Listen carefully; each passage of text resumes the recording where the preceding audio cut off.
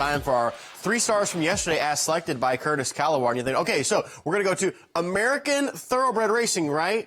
Not so fast, my friend. You got some other ideas. No, this is you had to be up late last night to watch this. But number 3 for me, FDD Dreams. If you win the race, this is considered the Breeders' Cup Classic for quarter horses, that being the champion of champions at Los Al. I think you absolutely deserve to be mentioned here. And tip of the cap to both Los Ponies, Jose Contreras, and Mike Joyce. They made this horse their top play. He'd been favored in his last 9 starts, but last time out, the Los Al Super Derby, stumbled badly at the start. He went off at 5-1 in this group, but he broke clean, broke straight, and kept on running, and he's going to hold off the 9, your favorite Jericho, by a scant nose on the wire. 20-plus seconds of running down the racetrack, 0.01 is what FDD Dreams won that by. So now we're going to move to number 2, all the way at the other side of the globe. Yeah, you had to be up really late for this one. Romantic Warrior winning the Hong Kong Cup. So this is a race that's been around since the late 80s.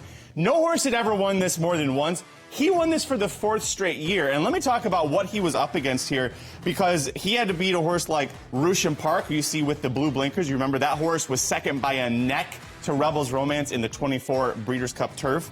But he missed almost 8 months. We remember Romantic Warrior throwing it down with Forever Young in the Saudi Cup. For my money, still the best race I've seen all year between those 2 heavyweights. Out of that, they both went to Dubai. Disappointed because that race took a lot out of them.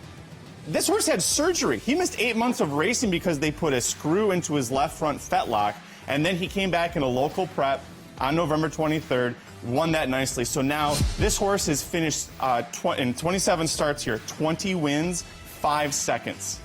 That is one hell of a racehorse, Romantic Warrior. And he's right there in the conversation for the highest earning racehorse of all time. Now, we go from the long distance Hong Kong Cup to arguably the best sprinter we've seen in a long time. Yeah, for my money, that's the best horse in the world right now. Kai Ying Rising. He wins the Hong Kong Sprint at Sha Tin. But this horse's dominance in the Hong Kong world is unprecedented. He won his 16th straight race, winning here. It's all hands and heels for Zach Purton. Multiple times, he's just going to take a look into the video board. Nobody's coming? All right. Nobody's coming? All right. Nobody's. Yeah, we've got this wrapped up.